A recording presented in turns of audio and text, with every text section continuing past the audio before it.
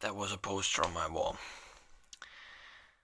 Okay, hello and welcome to watch the fourth review in my Waiting for the Force to Awaken series. Now it's time for the prequel trilogy, and obviously today I will review episode 1. Okay, Star Wars episode 1, The Phantom Menace. This is actually a bootleg, as you can see. Um, the thing is that the tape has the pretty well known theatrical bootleg of episode 1 that was like sold during the time when the Phantom Menace was in theaters. So, and this is the Finnish version of this bootleg. Obviously, it's the same footage shot in a movie theater, but now with Finnish subtitles. I actually watched the whole thing just to see what the hell was going on. So actually, the first 30 minutes has the audio from from the theater. Actually, you can hear people coughing and cheering at the during the opening crawl, and I actually think the whole time the the footage is straight from the big screen. But why the hell am I showing this? You want to see the real thing. This was the first time I saw The Phantom Menace on VHS. This right here. The first time I saw The Phantom Menace was this here. The tape is in pretty bad condition. The, let's say, last 15 minutes are unwatchable now. But don't worry, I have hundreds of these on myself, so at least one of them seemed to work, because I was able to watch it, finally. Episode 1, The Phantom Menace. Actually, right there it says Pimä uhka, which is Finnish and means dark threat or menace. But yeah, anyway. Well, actually, it could mean also like a phantom menace. So yeah, it's a pretty good translation. But anyway, into the real review. Episode 1 was, and probably still is, the most anticipated movie ever. I can't really think of any other film except maybe The Force Awakens, which actually already premiered. First I recorded this review like 2 days ago. But then I tried to upload it, and I don't know what the hell happened, but then suddenly the film had disappeared from my channel. I don't know what the fuck happened. And here I'm recording it again. Okay, now the real review starts. I apologize. So yeah, this film made a lot of money, and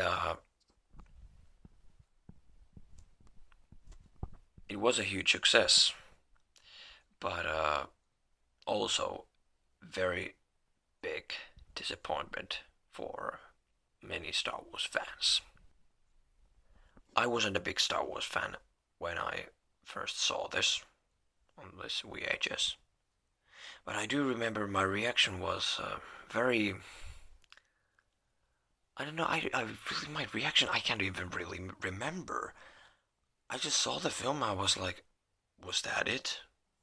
Oh, okay. I actually watched this film twice last week. This was the other format I watched this film on. The DVD that has this pod race is slightly longer and a few other additional scenes. And in those additional scenes, the CGI is worse. So I do prefer the theatrical version. So yeah, I now list all the uh, weak and overall negative stuff that I found from this film. So, this film seems like a political thriller. Doesn't really scream Star Wars when you say political thriller. But the whole plot revolves around this political war or some sort of thing, taxation of trade routes and like evil trade federations and like Senate and uh, this, who gives a shit? I mean, this is supposed to be a Star Wars film, right? So yeah, the plot is a problem. It's so hard to understand. Imagine all those kids back in 1999 sitting in a movie theater and having no idea what the story was about. Of course, there was that other story of this prophecy and the Anakin being the one person to save everything. But most of the other stuff was like went over your head. Even adults had a hard time uh, like understanding what the hell is going on. This film has a lot of dialogue, and most of the dialogue is it just sounds weird, doesn't feel right, very unnatural dialogue, and some pretty bad dialogue. This classic "Are you an angel?" and like "Yippee," and this really like a almost cringe-worthy stuff. And pretty much everything that Jar Jar says. But I'll come to Jar Jar later. Who was the main villain of this movie? I never like understood it. Was it the Newt Gunray or who the hell it was? Was it the hooded guy? Obviously, the future emperor. Or was it Darth Maul? A lot of people thought it's Darth Maul because he's in the poster and everything, but no, he wasn't. Because he's barely in the movie. Cool looking character was completely wasted, doesn't really do anything. And only has 3 lines. This film is full of great actors. Most of them give pretty bad performances because I don't know. I can really blame the dialogue and the director.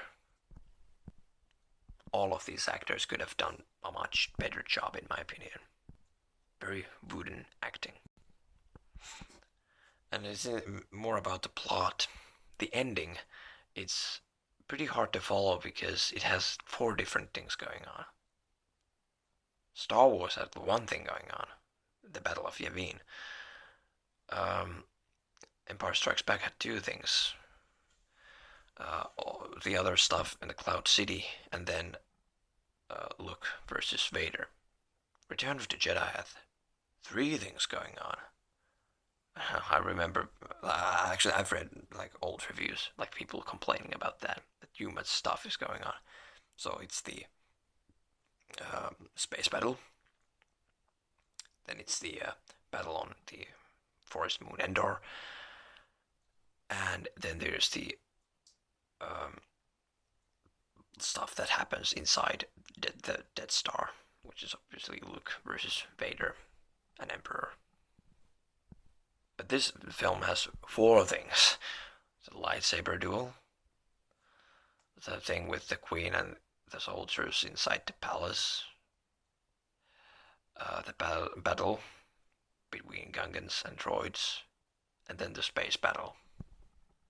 Very hard to relate to any of that because one section lasts like 1 minute or 2 minutes. This film had many things that upset fans. Like, well, I think the what fans says is the worst thing to come out of uh, the episode 1 is obviously Jar Jar, but also midichlorians. What do I think about midichlorians? I don't give a shit. What do I think about Jar Jar? Well, Jar Jar is actually a Kellogg's figure that was not released in US. Were you proud of owning this thing? Okay, so Jar Jar. He doesn't really bother me that much, but I do find him pretty odd and very unfitting in a Star Wars universe. And oh yeah, he's not funny. Kind of like me, actually. This film was also full of this weird kiddie stuff that I just don't understand. Like, why? Because the plot and everything is definitely like for adults. Or is it even for adults? Because we can't really like understand it. But yeah, the kiddie stuff like went a bit over the top. I mean, all the goofy Jar Jar things like poop jokes and come on, in a Star Wars movie, a fart joke, poop joke, iggy iggy goo, and like that weird camel farting. So stupid. And the boss Nass doing the thing. So yeah, obviously the writing was bad. But then also the cinematography. I mean, it looks really cool. There are cool looking shots in this film. But in the scenes where there's only talking, there's are these slow. There's barely any camera movement. Slow movement and these steady shots. Like that doesn't really help. The scenes become even more boring than they already are. Okay. Now the good stuff. One thing I have to immediately point out is the Yoda puppet. A lot of people don't like that. They say, well, it doesn't look like Yoda at all. And his lip movement is pretty bad. I can see that. But for some reason, I just like that. I think the puppet Yoda helps to balance the effects. Because this is very like, I think this is well made in a sense that this film has a great balance between practical and digital effects. And Yoda helps that, obviously. There are a lot of practical effects on the Tatooine scenes, which is also a great thing. And mostly the effects are good, like Oscar worthy. They were nominated with an Oscar, and for a great reason. I think this film looks better than the other two prequels, in my opinion. Remember? Just my opinion. But yeah, and one other thing, positive thing, is that this was shot on film, and I think it's very important that the film is shot on. This movie is shot on film because the original trilogy was, and I think film looks better than digital. I don't know what there is. Is it the colors, or what is it? And actually, it kind of helped the CGI because you had the I don't know what do you call it, the grain in the film. I think it actually helps the CGI to look better. Then the Blu-ray version that I do not own, but I saw, it got rid of the grain and made the CGI look worse. Not a good thing. The action scenes are well made. The pod race is a lot of fun. And I'm talking about the theatrical version because it's just, I think it's not too short, but not too long. I think it's perfect. Some people say even that version was too long. But now we have, as the official version, um, the extended race that was added in the DVD version. And I do not like that because some of the CGI in those scenes is slightly worse than in the theatrical version. And overall, this DVD version added new scenes, which do not look that great. But yeah,